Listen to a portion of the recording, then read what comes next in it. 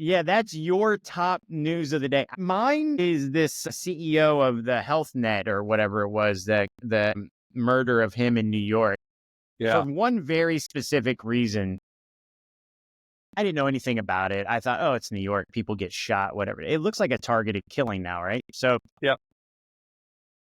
and I'm not laughing at the fact that the gentleman lost his life, but I think this is exactly what you and I have been talking about. And the reason I think this is such a big story is it is indicative of what we've said about our current economic populist environment. The responses on TikTok and other places to him being sought out have been comments such as, is his wife going to get a $3,000 bill for the ambulance? Are Jesus. we sure that this was an emergency, and did he have out of network doctors? Like, people, we've reached a state, and you and I have talked about this, where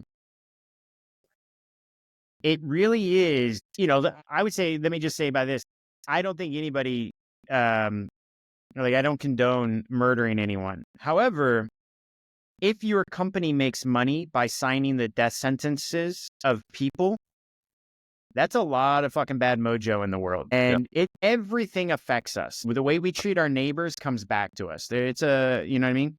So the reason I think this is such a big thing is not the act itself, which was a very sad thing for his family and for him, but it's the response from everyday people who could give a shit less, and in some ways are probably actually celebrating it because of his company.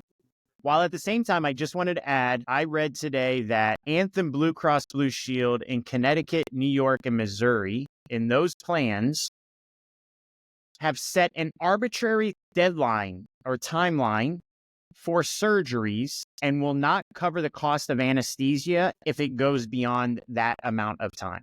So let's say you go in and you need a surgery, and they say this surgery should last 5 hours and it lasts 6 hours. That last hour, they're not paying for that anesthesia. So my point is like, when you do this, you are making a lot of enemies of normal everyday people. And I think that's what we saw. I think that's why Trump got elected. This is everything we've been talking about. Yep. This is where we are. That's why I Yep. think it's the biggest stories. It's very indicative of what we're on the precipice of if we don't deal with these things. Yeah. No. And again, I mean, the comments from him were like kind of heartless and funny. Very fucking funny. And, you kind of, by the way, I am always amazed about, online platforms, genuinely how like grim funny people are.